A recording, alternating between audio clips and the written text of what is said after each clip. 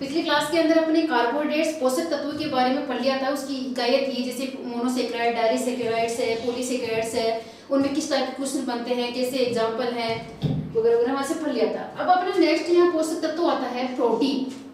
Next आता है protein.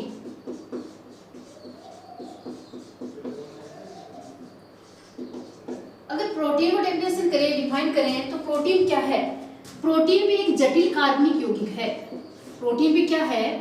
एक जटिल कार्बनिक यौगिक है जिसमें कार्बन, हाइड्रोजन, ऑक्सीजन के अलावा नाइट्रोजन तत्व विद्यमान होता है। इसलिए बनता है, जब पिछली क्लास में पढ़ा था कि कार्बोहाइड्रेट्स क्या है, जिसमें कार्बन, हाइड्रोजन, ऑक्सीजन इनके बारे में पढ़ा था। लेकिन प्रोटीन के अंदर कार्बन, हाइड्रोजन, ऑक्सीजन के अलावा नाइट्रोजन तत्व भी पाया जाता है। प्रोटीन की बात करें कि प्रोटीन शब्द है, ये जो प्रोटीन शब्द है ये सर्वप्रथम, प्रोटीन शब्द सर्वप्रथम एक वैज्ञानिक था जिसका नाम था बर्जीलियस। जिसका नाम था बर्जीलियस, उसने दिया। क्वेश्चन पूछ लेते हैं कि प्रोटीन जो शब्द है वो सबसे पहले किस वैज्ञानिक ने दिया? बर्जीलियस ने 1938 के अंदर। वैसे सन नहीं पूछी जाती है, वैज्ञानिक का नाम आपको याद रखना है, बर्जीलियस। प्रोटीन, वैसे पूछे प्रोटीन क्या है? प्रोटीन की जो सबसे छोटी इकाई होती है वो है अमीनो अम्ल।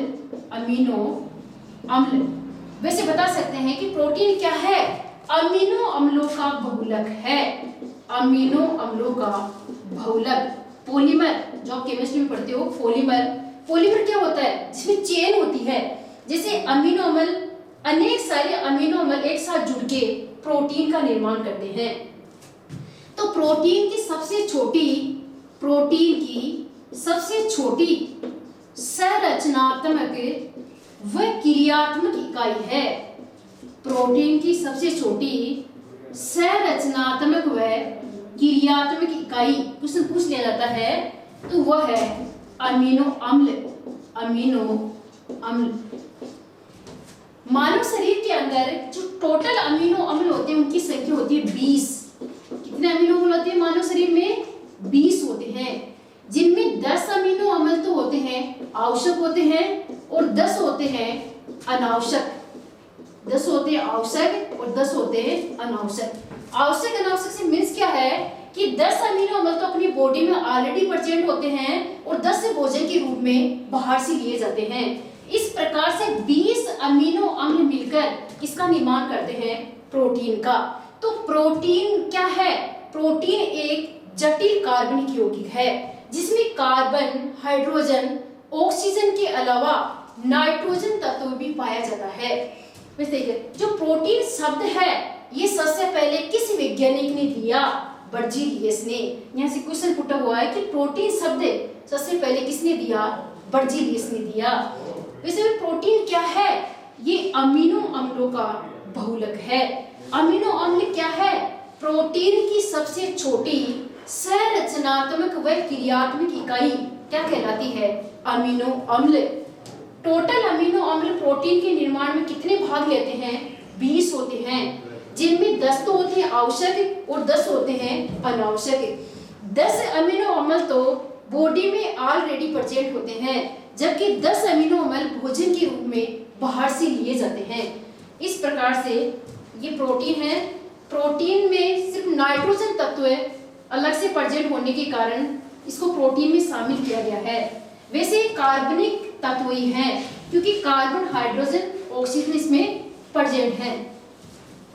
अब जो प्रोटीन है इसका मेन सोर्स क्या है? मेन स्रोत अब ये तो आप सभी जानते हो, दाल है, दालें हैं, दूध है, दाल है, बादाम है, अखरोट है। ठीक है, इनमें क्या पाई जाती है? प्रोटीन पाई जाती है।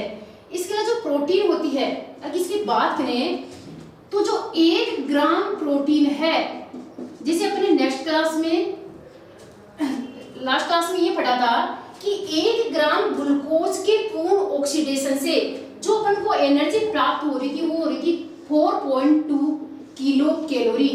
यहाँ पर बात करते हैं कि 1 ग्राम प्रोटीन के पूर्ण ऑक्सीकरण से 1 ग्राम प्रोटीन के पूर्ण ऑक्सीकरण से 5.1 किलो कैलोरी ऊर्जा प्राप्त होती है। लास्ट क्लास में बताया था कि जो एनर्जी होती है वो मापी जाती है, मापन की इकाई होती है किलो कैलोरी। तो क्वेश्चन यहाँ से पूछ लिया जाता है कि 1 ग्राम प्रोटीन का जब पूर्ण ऑक्सीडेशन होगा तो कितनी किलो कैलोरी एनर्जी प्राप्त होगी? 5.1 किलो कैलोरी। अब प्रोटीन की बात करते हैं। जो प्रोटीन है ये 2 प्रकार की होती है। एक तो होती है सरल प्रोटीन और एक होती है संयुक्त प्रोटीन। एक होती है संयुक्त प्रोटीन। अब देखिए प्रोटीन के प्रकार का आधार क्या है कि इसमें जो अमीनो अम्ल होती है, जो मेन इकाई होती है, जो सिंपल प्रोटीन होती है उसमें केवल क्या पाए जाते हैं? अमीनो अम्ल। केवल अमीनो अम्ल जिस प्रोटीन में पाए जाते हैं उसे बोलते हैं सरल प्रोटीन। सरल प्रोटीन का उदाहरण है ग्लोब्यूलिन, एल्बुमिन। अभी आपको पता होगा कि जो ग्लोब्यूलिन प्रोटीन है वो कहाँ पाई जाती है? रक्त के अंदर। रक्त में, ब्लड में पाई जाने वाली प्रोटीन का नाम बताइए? ग्लोब्यूलिन। एल्बुमिन ये पाई जाती है अंडे के अंदर। अंडों में जो प्रोटीन पाई जाती है, अंडों में जो प्रोटीन है उसका नाम है एल्बुमिन। तो ग्लोब्यूलिन और एल्बुलिन ये दोनों कैसे प्रोटीन है? सरल प्रोटीन, क्योंकि इनमें केवल क्या पाए जाते हैं? अमीनो अम्ल। संयुक्त प्रोटीन की बात करते हैं, वो प्रोटीन जिनमें अमीनो अम्लों के साथ कोई अन्य अणु आके संयुक्त हो जाता है, जुड़ जाता है, तो उसे बोलते हैं संयुक्त प्रोटीन। संयुक्त प्रोटीन का उदाहरण देखते हैं अपन क्रोमोप्रोटीन। मतलब इसमें प्रोटीन नाम आएगा और उसके साथ में एक ग्रुप और जुड़ जाएगा तो आगे पहचान हो जाएगी ये कैसी प्रोटीन है? संयुक्त प्रोटीन है। सिंपल प्रोटीन आपको याद रखना है ग्लोब्यूलिन और एल्बुलिन। ग्लोब्यूलिन प्रोटीन पाई जाती है ब्लड के अंदर, रक्त के अंदर, और एल्बुलिन पाई जाती है किसमें? अंडों के अंदर। ये जो प्रोटीन होती है इसकी जब कमी हो जाती है, डेफिशिएंसी हो जाती है इसकी, तो रोग हो जाता है। ज्यादातर बच्चों के अंदर देखने को मिलता है कि जिन बच्चों को प्रोटीन भरपूर मात्रा में नहीं मिल पाती है, उन बच्चों के अंदर एक रोग होता है जिसको बोलते हैं क्वाशी और कोर। देखो यहाँ से अच्छा क्वेश्चन बनता है, क्वेश्चन आया हुआ है, क्वेश्चन बच्चे कंफ्यूज हो जाते हैं। एक आते हैं क्वाशिकोर, एक होता है मेरास्मस रोग और क्वाशिकोर रोग। यह क्वेश्चन ये बनता है कि बच्चों के अंदर प्रोटीन की भरपूर मात्रा या कंप्लीट रूप से प्रोटीन की जब कमी हो जाती है तो बच्चा किस रोग से ग्रसित हो जाता है? तो उसमें होगा क्वाशिकोर। और मेरास्मस रोग में कमी प्रोटीन की भी होती है और इसके साथ में कैलोरी, ये शब्द दिया हुआ मिलता है। बच्चे कंफ्यूज होते हैं। कैलोरी का मीन्स यहाँ लिया गया है ग्लूकोज, कार्बोहाइड्रेट्स। इन दोनों की कमी से जो रोग होता है वो है मेरास्मस। तो आपको कंफ्यूज नहीं होना है, क्योंकि क्वेश्चन यदि केवल प्रोटीन का पूछा जाए कि बच्चों में केवल प्रोटीन की कमी से कौन सा रोग हो जाता है? क्वाशी और कोर। इस रोग की पहचान क्या है? ऐसे जो बच्चे होते हैं इनमें जो पेट होता है आगे की तरफ निकला होता है, पेट आगे की तरफ निकला होता है और जो मस्तिष्क होता है वो चौड़ा होता है। मेरास्मस रोग के क्या लक्षण होते हैं? ऐसे बच्चे दुबले पतले कंकाल की तरफ होते हैं। दुबले पतले, केवल उनमें एक शरीर में एक डबछा दिखाई देता है। ये देखने को मिलता है वो ऐसे इलाके जहाँ पे मतलब बच्चों को प्रोटीन भोजन, जो गरीब बच्चे होते हैं, जो झुग्गी झोपड़ी के बच्चे होते हैं, वो प्रोटीन का भरपूर मात्रा में प्रयोग नहीं कर पाते हैं, तो केवल उनमें केवल एक कंकाल मात्र दिखाई देता है। इसका मीन्स उसमें प्रोटीन की भी कमी है और जो कैलोरी है मतलब कार्बोहाइड्रेट्स दोनों की कमी हो रही है तो किस रोग से? मेरास्मस रोग। केवल प्रोटीन की बात आए तो आपको क्या करना है?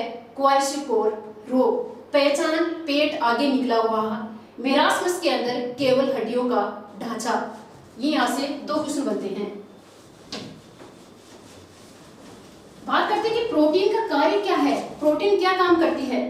प्रोटीन का जो मेन कार्य है वो है ऊर्जा प्रदान करना, शरीर को एनर्जी प्रोवाइड करना, ऊर्जा प्रदान करना।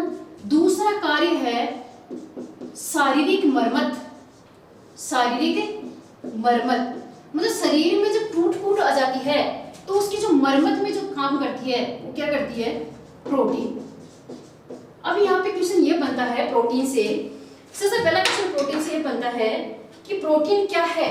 प्रोटीन एक जटिल कार्बनिक यौगिक है जिसके अंदर कार्बन, हाइड्रोजन और ऑक्सीजन के अलावा नाइट्रोजन तत्व भी पाया जाता है। नेक्स्ट क्वेश्चन ये बनता है कि प्रोटीन की सबसे छोटी संरचनात्मक व क्रियात्मक इकाई का नाम बताइए। वो है एमिनो अम्ल। एमिनो अम्ल। वैसे बता सकते हैं कि प्रोटीन है वो एमिनो अम्लों का बहुलक है। बहुलक क्या होता है? जिसमें बहुत सारी इकाइयां जुड़ती है।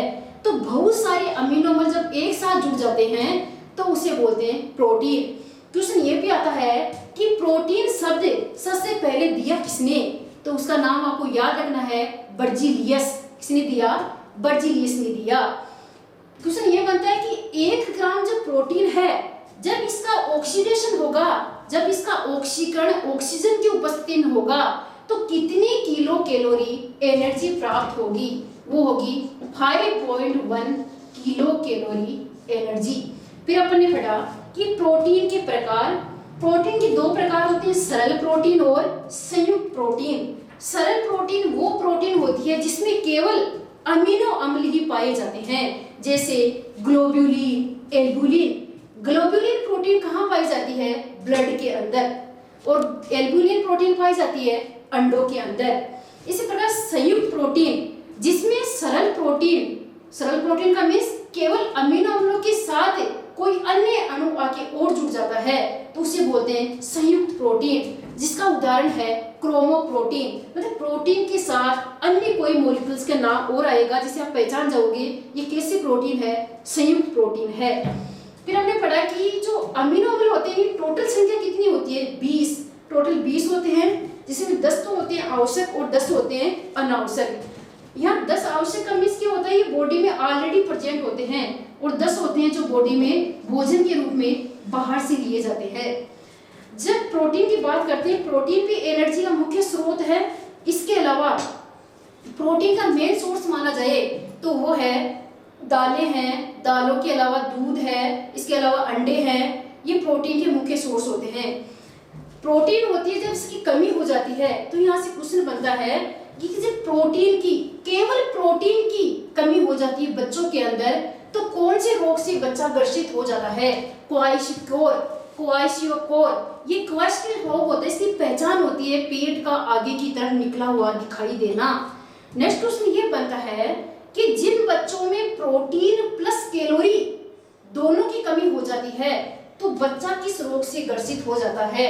वो है मेरास्मस रोग। इस रोग की पहचान क्या होती है? बच्चों में केवल एक हड्डियों का ढांचा बना रहता है, एक कंकाल तंत्र दिखाई देता है। फिर प्रोटीन के मेन कार्य ऊर्जा प्रदान करना और शारीरिक जो टूट फूट हो जाती है उसकी मरम्मत करने में जो सहायक तत्व है वो होता है प्रोटीन।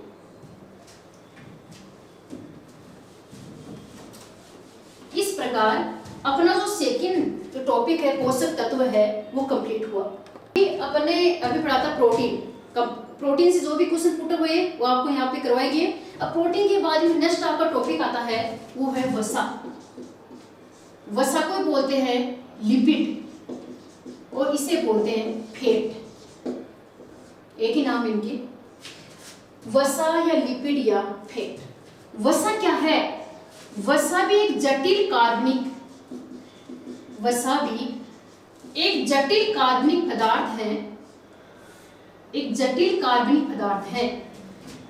वसा होती है, ये चिकनाई युक्त होती है। चिकनाई युक्त जो खाद्य पदार्थ है चिकनाई युक्त जो खाद्य पदार्थ होते हैं उसमें क्या पाई जाती है? वसा, जैसे घी, मक्खन, तेल, ये क्या है? वसा है। वसा की बात करें तो ये भी एक पोषक तत्व है जो कार्बनिक है, जिसमें कार्बन प्रेजेंट होता है। सबसे ज्यादा जो ऊर्जा है वो प्राप्त होती है वसा से। जैसे अपन बात करें, लास्ट वीडियो में हमने पढ़ा था कि जो 1 ग्राम कार्बोहाइड्रेट है उसका ऑक्सीडेशन होगा तो प्राप्त होगा 4.2 किलो कैलोरी। उसके बाद पढ़ा हमने 1 ग्राम प्रोटीन का जब ऑक्सीडेशन होगा तो 5.1 किलो कैलोरी। यहां देखते अपन वसा, फैट, जब 1 ग्राम जो वसा है इसका पूर्ण ऑक्सीडेशन होगा, पूर्ण ऑक्सीकरण होने पर जो एनर्जी प्राप्त होती है 9.3 किलो कैलोरी। तो सबसे ज्यादा ऊर्जा किसे प्राप्त होती है? वसा से, फैट से प्राप्त होती है। जो वसा होती है ये 2 प्रकार की पड़ते हैं। एक तो होती है प्राकृतिक वसा, स्रोत के आधार पर वसा के प्रकार, सोर्स, मतलब किससे, सोर्स क्या होता है, मतलब किससे प्राप्त होती है। एक होती है प्राकृतिक वसा, एक होती है जंतु वसा और एक होती है वनस्पति वसा। जंतु वसा और वनस्पति। अब जंतु से नाम से पता चल रहा है जो एनिमल्स जीवों से प्राप्त होगी। जंतुओं से कैसे? जैसे यकृत, जंतुओं का जो लीवर है जिसमें मीट है, मांस है, अंडे हैं, ठीक है, मक्खन है, घी, मक्खन, मतलब ऐसे प्रोडक्ट जो एनिमल से प्राप्त होते हैं जिसमें फैट होती है वो है लीवर या अंडे, घी, मक्खन, मांस, ये हम जंतु वसा। वनस्पति वसा की बात करें तो इसमें आता है तेल के अंदर जैसे अरंडी का तेल, सोयाबीन का तेल, सरसों का तेल, मूंगफली का तेल, सूरजमुखी का तेल, ये भी क्या है? वसा है। मतलब वसा, स्रोत के आधार पर वसा के 2 प्रकार हैं, जंतु वसा और वनस्पति वसा। जंतु वसा वो होती है जो जंतुओं से प्राप्त होती है। जंतुओं से जैसे क्या क्या प्राप्त करते हैं? अंडे हैं, घी है, मक्खन है, यकृत है। और वनस्पति जैसे पेड़ पौधों से, सूरजमुखी है, अरंडी है, सरसों है, सोयाबीन है, ठीक है, इनसे प्राप्त होते हैं, जिसे बोलते हैं वनस्पति वसा। जब वसा की बात करते हैं, जो वसा होती है ये सामान्य, इसका जो तापमान देखा जाए, तापमान के आधार पर ये ठोस और द्रव्य 2 अवस्थाओं में पाई जाती है, ठोस व द्रव्य। जो वसा होती है ये 20 डिग्री सेंटीग्रेड ताप के ऊपर कौन सी अवस्था में रहती है? ठोस अवस्था में। इससे कम ताप की बात करें, वसा का जो तापमान 20 डिग्री सेंटीग्रेड इस पर होती है ठोस। अगर इस ताप में नहीं हो, इससे कम ताप पे हो तो वो होती है द्रव अवस्था में, जिसे बोलते हैं तेल। और ये बात करते हैं घी या मक्खन। मतलब वसा को 2 प्रकार में बांटा गया है। जैसे संतृप्त, क्वेश्चन पूछ लिया जाता है कि निम्न में से संतृप्त वसा है, निम्न में से असंतृप्त वसा है। संतृप्त को बोलते हैं सैचुरेटेड फैट। असंतृप्त वसा को बोलते हैं अनसैचुरेटेड फैट। तो इसमें आपको कैसे पहचान करना है? संतृप्त वसा एक होता है असंतृप्त वसा। संतृप्त वसा वो होती है जिसमें जो कार्बन होता है उसके मध्य या तो डबल बॉन्ड होगा या ट्रिपल बॉन्ड होगा। संतृप्त वसा का उदाहरण होता है घी, मक्खन। और जो तेल होते हैं जैसे सोयाबीन का तेल ले लो, चाहे अरंडी का तेल, सरसों का तेल, इन सब, सूरजमुखी का तेल, ये सारे तेल कैसी वसा है? असंतृप्त। जहां पर भी तेल होता है वहां होता है असंतृप्त वसा, जिसके अंदर कार्बन के मध्य सिंगल बॉन्ड होता है। संतृप्त वसा में वो वसा आती है जिसके अंदर एग्जाम्पल आता है घी और मक्खन।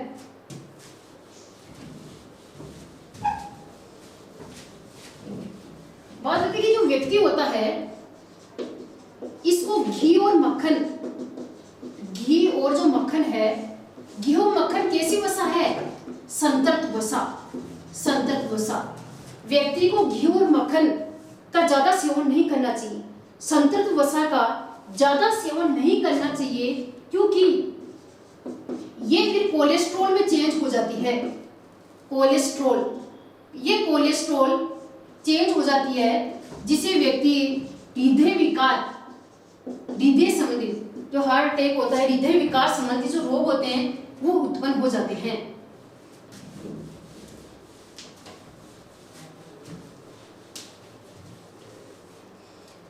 अब देखना यहाँ क्वेश्चन कैसा पूछा जाता है। एक होता है वसा। वसा का काम क्या है? जिसे कार्बोहाइड्रेट का मेन कार्य था शरीर को ऊर्जा प्रदान करना, एनर्जी का मुख्य स्रोत था। इसी प्रकार जो प्रोटीन है उसका काम था ऊर्जा प्रदान करने के साथ में जो शारीरिक टूट फूट हो जाती है उसकी मरम्मत करना। यहाँ वसा का क्या काम है?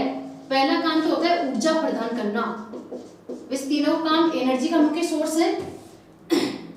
और नेक्स्ट काम होता है इसको, जो अपनी त्वचा होती है उसमें जो रूखापन होता है, ड्राइनेस, वो नहीं आ पाता है। जिस व्यक्ति में फैट प्रचुर मात्रा में होता है उसकी स्किन होती है उसमें ड्राइनेस नहीं आता है, मतलब त्वचा के रूखेपन, त्वचा के जो रूखेपन है, ड्राइनेस है, उसे सुरक्षा करना, ड्राइनेस से सुरक्षा करना। और वसा क्या काम करती है? ये त्वचा के नीचे जमा होकर जो शरीर का जो तापमान है इसको नियंत्रित करने का काम करती है। वसा का तीसरा कार्य है त्वचा के नीचे, त्वचा के नीचे जमा होकर, त्वचा के नीचे जमा होकर शारीरिक तापमान को नियंत्रित करना, शारीरिक तापमान को नियंत्रित करना। इस प्रकार वसा के तीन काम। चौथा काम है शारीरिक आंतरिक अंगों की चोटों की सुरक्षा करना। जब बॉडी के अंदर अंदरूनी घाव हो जाते हैं ना, जब आंतरिक चोट हो जाती है, उस टाइम पे जो प्रोटेक्शन सुरक्षा करती है वो होती है वसा। इसके अलावा त्वचा के नीचे जमा हो जाती है और शरीर के तापमान को क्या करती है? कंट्रोल करती है। और त्वचा के अंदर जो रूखापन आ जाता है, सूखानेस, ड्राइनेस, उसे जो सुरक्षा का काम करती है वसा। इसके अलावा ऊर्जा प्रदान करना। यह आपका टॉपिक थर्ड हो गया वसा। अब यहाँ से क्वेश्चन तीनों से कैसा पूछा जाता है, इसको आप एक उदाहरण के द्वारा समझोगे। जैसे मैं आपको एक एग्जाम्पल बताती हूँ। आपने इसका नाम सुना होगा भूख हड़ताल। कोई भी व्यक्ति होता है अपनी मांगों को मनवाने के लिए, जैसे गवर्नमेंट से ज्यादातर अप्लाई करते हैं कि कोई मांग नहीं सुनते हैं तो भूख हड़ताल पे बैठ जाते हैं, एक आंदोलन का रूप लेते हैं। भूख हड़ताल का मीन्स होता है भूखा रहना लंबे समय तक। भूख हड़ताल के समय क्या होता है भाई, उपवास करते हो उस दिन तो एक दिन भूखे रहते हो, एनर्जी आपको कार्बोहाइड्रेट से मिल जाती है, दूसरे दिन आप खाना खा लेते हो। लेकिन भूख हड़ताल में कैसे पता चलता है कि व्यक्ति लंबे टाइम से भूख हड़ताल पे बैठा है? मतलब व्यक्ति बैठा रहता है, क्या उसके पास कोई बैठा रहता है ध्यान देने के लिए, किसी ने कुछ खाया नहीं खाया? मतलब भूख हड़ताल पे जो बैठा रहता है इसकी लंबे समय तक, जैसे 5-7 दिन हो जाते हैं, उसके बाद में उसका टेस्ट किया जाता है, उसको हॉस्पिटलाइज किया जाता है। उस टेस्ट में जो टेस्ट किया जाता है वो एक तो ब्लड टेस्ट होता है, एक यूरिन टेस्ट होता है। ब्लड टेस्ट और यूरिन टेस्ट, रक्त जांच, एक होती है मूत्र जांच। ये 2 टेस्ट किए जाते हैं। इन टेस्ट से पता चलता है कि वो व्यक्ति भूख हड़ताल पे था। भूख हड़ताल में क्या होता है कि व्यक्ति पहले दिन भूखा रहता है। जब फर्स्ट दिन भूखा रहता है तो उसको जो एनर्जी होती है वो प्राप्त हो जाती है। उसकी बॉडी में जो स्टोर पदार्थ है, कार्बनिक पदार्थ, कार्बोहाइड्रेट। सबसे पहले जो टूटने वाला बॉडी में जो पदार्थ है वो है कार्बोहाइड्रेट। दूसरे नंबर पे जब व्यक्ति दूसरे दिन भूखा रहेगा, दूसरे तीसरे दिन, उस दौरान जो टूटेगा वो है वसा या लिपिड। कार्बोहाइड्रेट पहले दिन पूरी तरह से टूट चुका है, दूसरे तीसरे दिन ये स्टार्ट हो जाता है वसा और लिपिड का टूटना। जब वसा और लिपिड जब पूरी तरह से अंतिम रूप से टूट जाते हैं तो चौथे पांचवें दिन तीसरे नंबर पे जो टूटता है वो है प्रोटीन। मतलब सबसे पहले टूटने वाला जटिल कार्बनिक पदार्थ है कार्बोहाइड्रेट। और सबसे अंतिम रूप से जो टूटने वाला पदार्थ है प्रोटीन। क्वेश्चन समझना आप यहाँ से कैसे कैसे क्वेश्चन बनते हैं। जब कार्बोहाइड्रेट पहले दिन टूटेगा पूरी तरह से तो ये ग्लूकोज, फ्रक्टोज ये छोटे छोटे इकाइयों में टूट जाएगा और व्यक्ति को एनर्जी मिल जाएगी। दूसरे दिन भूखा रहेगा, तीसरे दिन तो वसा टूटना स्टार्ट हो जाएगी। ये वसा जिसमें टूटती है वसीय अम्ल व ग्लिसरॉल में, वसीय अम्ल और ग्लिसरॉल इनमें टूटना स्टार्ट हो जाएगी। जब वसा पूरी तरह से टूट जाएगी तो व्यक्ति को चौथे पांचवें दिन जो एनर्जी होती है प्रोटीन से मिलना स्टार्ट हो जाएगी। जब प्रोटीन भी पूरी तरह से टूट जाएगा तो लास्ट में बनेगी कीटोन समूह। लास्ट में कीटोन बॉडीज, कीटोन समूह शेष रहेगा जो कहाँ पाई जाएगा, या तो ब्लड के अंदर या यूरिन के अंदर। तो व्यक्ति के दोनों टेस्ट करते हैं, यदि इन टेस्ट के दौरान उसके ब्लड में या मूत्र में, यूरिन में यदि कीटोन ग्रुप है, इसका मीन्स वो व्यक्ति भूख हड़ताल पे था। अगर बीच में उसने कुछ खा लिया, इसका मीन्स उसमें कीटोन ग्रुप नहीं बनेंगे। इस प्रकार से व्यक्ति की जांच की जाती है ब्लड टेस्ट और यूरिन टेस्ट से। अब यहाँ से कैसा क्वेश्चन बना, क्वेश्चन ऐसे बनते हैं कि सबसे पहले टूटने वाला कार्बनिक पदार्थ कार्बोहाइड्रेट सबसे फास्ट टूटता है। जैसे तुरंत ग्लूकोज देते हैं एनर्जी के लिए, ग्लूकोज की बोतल दी जाती है। ये जो ग्लूकोज की बोतल होती है डायरेक्ट मुंह से नहीं दी, ब्लड के जरिए छोड़ी जाती है, क्योंकि ब्लड के जरिए ये बॉडी में जल्दी सर्कुलेट होती है, तुरंत व्यक्ति को एनर्जी मिलती है। तो कार्बोहाइड्रेट सबसे पहले टूटने वाला पदार्थ है। दूसरे नंबर पे टूटता है वसा और सबसे जो अंतिम टूटने वाला है प्रोटीन। अब यहाँ से क्या क्वेश्चन और बनता है कि सबसे ज्यादा एनर्जी किस कार्बनिक पदार्थ से प्राप्त होती है? वसा से। उल्टा, एनर्जी तो वसा से, लेकिन टूटता है सबसे पहले कार्बोहाइड्रेट, सबसे अंतिम टूटता है प्रोटीन। और सबसे कम एनर्जी किससे प्राप्त होती है? कार्बोहाइड्रेट से। ये चीज आपको बताई थी कि 1 ग्राम ग्लूकोज के विघटन से 4.2 किलो कैलोरी, 1 ग्राम वसा के विघटन से 9.3 किलो कैलोरी और 1 ग्राम प्रोटीन से 5.1 किलो कैलोरी। तो सबसे ज्यादा एनर्जी किससे प्राप्त हुई? किससे प्राप्त हुई? वसा से। दूसरे नंबर पे किससे प्राप्त हुई? प्रोटीन से। और सबसे अंतिम एनर्जी, सबसे कम एनर्जी प्राप्त होती है कार्बोहाइड्रेट से। लेकिन सबसे पहले जो टूटने वाला है वो कार्बोहाइड्रेट है और सबसे अंतिम है प्रोटीन है। ये भूख हड़ताल का एग्जाम्पल देके आपको यहाँ से जैसे जितने क्वेश्चन बनते हैं आपको पूरी तरह से समझा दिए कि कैसे क्वेश्चन पूछ सकते हैं एग्जाम।